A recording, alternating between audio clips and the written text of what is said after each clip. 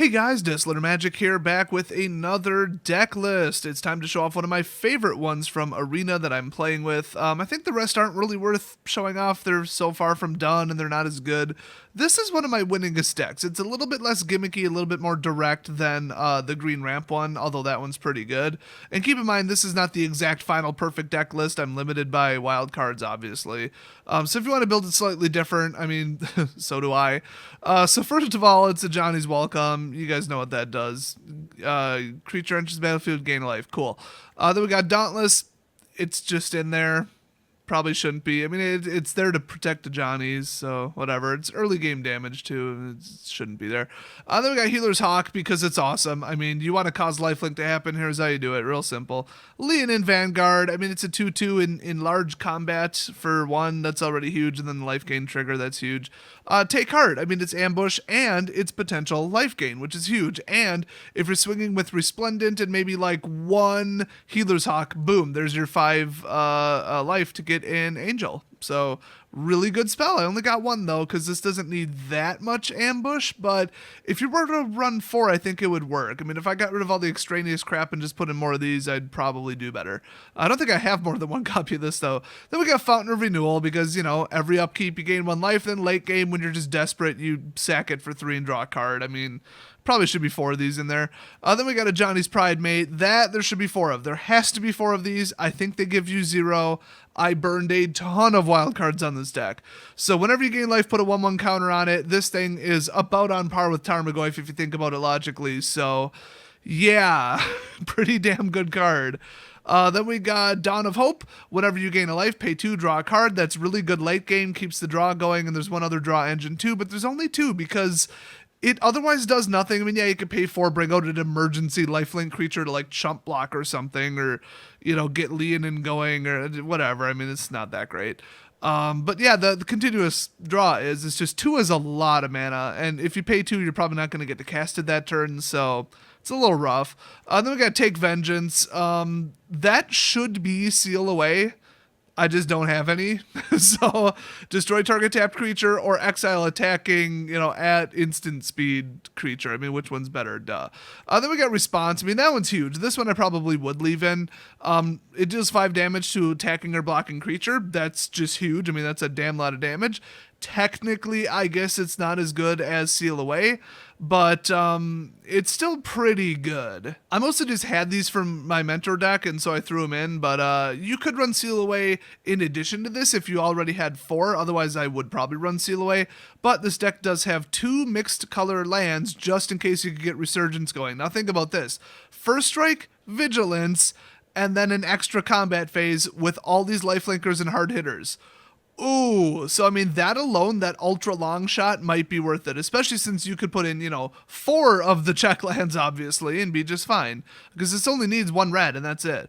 Then we got Banalish Marshal. I mean, he just boosts everything, and he's triple white, which is why this can't truly be a full 2-color deck. It just wouldn't work. You need the most micro long shot splash, and then the rest, I mean, here's your white. So, yeah, +1 to everybody in lifelink. You can swing. I love it. Then we got Luminous Bonds. Honestly, there's probably a better card than that, but I think they gave me a bunch for free, so all right. Let's see what else we got. Mentor the Meek. Oh yeah, this actually should be the 4-cost Convoke Exiler, the cast out replacement. Mentor the Meek, that's a good one. I really like this one. So whenever another creature with power 2 or less enters battlefield, which is like the whole damn deck just about, you may pay 1, which is a lot less than 2, if you do draw a card. So my only problem is he costs 3 and he does absolutely nothing else for the deck, doesn't gain life, he's not even good in combat. It's almost like a waste of a card. You could actually go all in with the other one. Was it not Take Hope? The hell is it called? Dawn of Hope. I'm mixing these up. You could go 4 Dawn of Hope and like 0 Mentors, but I mean, I have drawn a lot of cards on this, so it depends. But then Resplendent, there should definitely be 4 of these in the deck. I mean, you could maybe go with 3, but the whole point is to gain a ton of life. And without Crested Sunmare, you gotta go Resplendent. Gotta do it. So, I mean, yeah, it's 3 damage in there, 2 for 3, which is not bad. Triple white, just about. I mean, who cares? It's double white, but I mean, I think of it as triple because of the bottom cost. You know, I just think of it as a triple cost permanent, or triple white, whatever. But then, yeah, you pay 6, +2/+2 lifelink, boom, triggers herself, ta-da. It's a game winner. Then we got Selesnya Locket. I mean, it's late game card draw and early game ramp, or not really that early, but you kind of do need the ramp. I mean, you got 3/3/4 here. You don't really need it. You could drop this. I just really like the card draw. It's just, is this a better card draw than Dawn of Hope? Probably not. It is less time sensitive, I guess. Is it a better card draw than Mentor of the Meek? Not really, and it's about as useful, so it's like between all of them, you could just leave them all in and say, no, it's a draw deck, but then it's a lot slower. Or you could just go all in Blitz, put in more combat tricks, more boost. There's basically another version of Take Heart out there. So you could go that route with it. And then 2 Ajani's, these honestly aren't even necessary, but the -7 is hilarious. And just in case they're really, really nailing you hard, like you're having to block or, you know, something's going on, you're down to like 8 life in a life gain deck, you bring him out, they're going to have to focus on him. Probably. I mean, you put the 1/1 counters on up to 2 target creatures, that's huge. I mean, they aren't that big to begin with, so you get the boost from Banalish, you get, you know, maybe some counters going on. There's no mentor, but, you know, he's just nice. He'll make you gain more from your lifelinkers. It's basically all it comes down to. Or he'll drag out the game by making 2 of the blockers that are blocking for him bigger, which is even more of a threat. And then -2, this is huge. This is why he's in there. This is redeems everything, but you could run without him. I mean, he's expensive. Return target creature card with converted mana cost 2 or less from your graveyard to the battlefield. So just straight up, here it is. You could bring back almost anything in the whole deck, including a Johnny's Pridemate. He costs 2. So that's really, really important. The -7, oh my god, 3 lifelink cats, they might as well just forfeit. We have 1 Memorial to Glory. It comes in tapped, I hate that, but you can create 2 1/1 white soldiers later. That's why there's only exactly 1. I think 0 might actually be the correct amount. I just threw it in there because I thought it was funny, but this isn't a true flood deck, so, you know, whatever. Watch for that, though. I'm going to build a flood one later. Then we just got, you know, 19 planes, 2 cliff tops. Actually, is that the right amount? Oh, that's 22, yeah. Apparently math is hard. So let's bring this up. We're already at the end. So yeah, it's got a lot of 1 costs, which is nice. I mean, 12, that's crazy. Then we've got some 2 costs and then some 3 costs. Then just a Johnny at 4. So the good thing about this deck is if you were to start with a Johnny's Pridemate and virtually anything else, I mean, 2 Leonins, a Leonin and a Healer's Hawk, and a Johnny's Welcome and a Fountain, if they don't remove it, they're dead. I mean, it's like 3 swings and they're dead. I mean, it's that recurring of life gain, you know, early to mid game. So I really, really, really like that. Even Dawn of Hope you could start with, because you know as soon as you get to 4, you're going to drop in a soldier if you're very, very, you know, confident that you get there.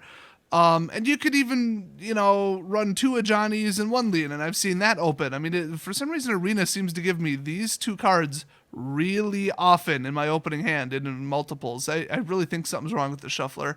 I mean, I just had a guy get out all 4 Wee Dragonauts against me. What the hell are the odds of that? He had 0 scry, 0 draw. He just pulled them. I mean, X-Mage doesn't do that. That's all I'm going to say. Plus, there was the incident with the rats on live stream where twice in a row it gave me the 1 of. That was weird. Oh, and then screwed me over in lands, but that's just riggage. That's, you know, they're doing that on purpose as far as I can tell. But yeah, this could be cleaned up a lot. I mean, you get the gist of it. You win with this. That's about it. I mean, it's not an all-in win condition. You could win with something else, but, you know, a little bit of ramp up, a little bit of stall, you'll get into it. And that's why when this burns out, if they removed like 4 of your creatures, you've got some draw and you're going to need it. That's why it really ought to run 4 fountains. I'm just out of wild cards, because that's, you know, pay 3, draw, and then you've got also the Selesnya. I mean, it's absolutely wonderful. And then the Selesnya helps you be faster on being able to pay for Mentor of the Meek, and the other 2 cost, Dawn of Hope. So this whole deck isn't much. I mean, if you were to take out the Ajani's, it's probably under 30 or 40 bucks, I would think. Oh, that's right. Resplendent by itself is like 30. So, ouch. Oh, that's for 2 of them, too. Wait, 3 of them are in there now. Okay, the deck's pretty damn expensive, but the rest of it isn't. I mean, Banalish is still like $1.75. I mean, Response ain't nothing. Mentor's like $1, if that. It's not bad. You could build a cheaper version of this, honestly, but it's like really impossible to play without Resplendent. That and Ajani are how you win. Ajani's Pridemate. So, yikes! I don't know. I mean, it's one of the more pricier ones, but I already have the rotation version built in paper, so I'm building this one in paper. So if you were to build this perfectly on Arena, you'll need a lot of wild cards, unless you pulled well, most of this, but sparing that, yeah, it's very doable and very powerful. I like it. It's fun. It's resilient. It even plays around like some kind of is it burn crap. I mean, the only thing it really loses to is an enormous amount of creature removal, which unfortunately is a thing. I mean, Golgari runs tons of like murder clones, and Surveil can go get kill, if they need it with Surveil, so it's a little rough. I mean, but if you're not playing against them, this just crushes Mentor. It's not even on the same planet as Mentor. So, yeah, add some Seal Aways for Mentor and you're all set. So have fun with this deck, and I'll see you guys next video.